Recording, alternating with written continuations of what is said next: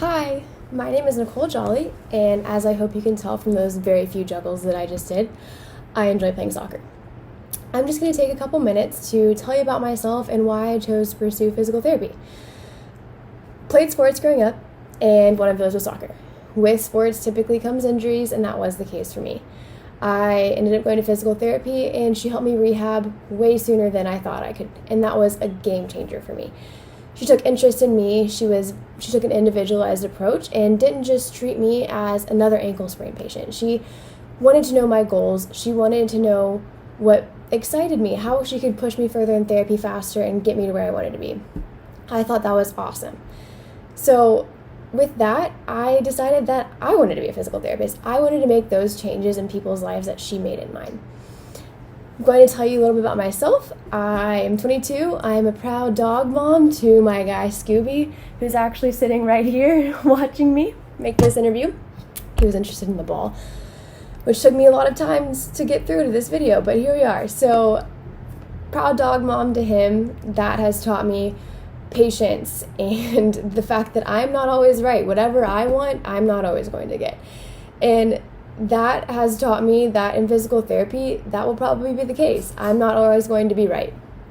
And that not all dogs are the same. Not all patients are going to be the same. So in my free time, I enjoy hanging out with him, working out, staying active, hanging out with my family, all of the above. I love being social and anything really that involves being outside. That's just what I love doing. So the life experiences that I've had up until now, there has been some that have taught me tremendous things. Like I was a swim instructor, and you may be thinking, how does a swim instructor help you become a better physical therapist?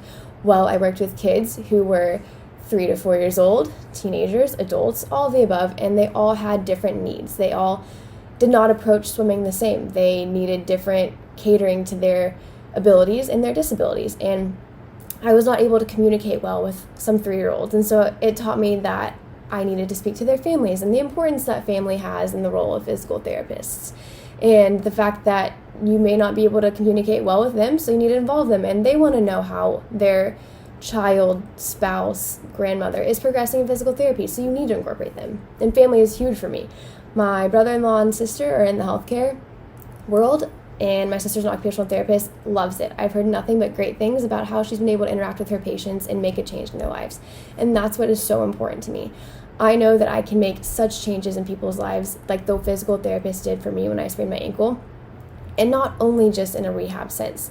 She taught me so many important life lessons, like to keep pushing forward even when you don't think you can anymore. And that is huge in physical therapy.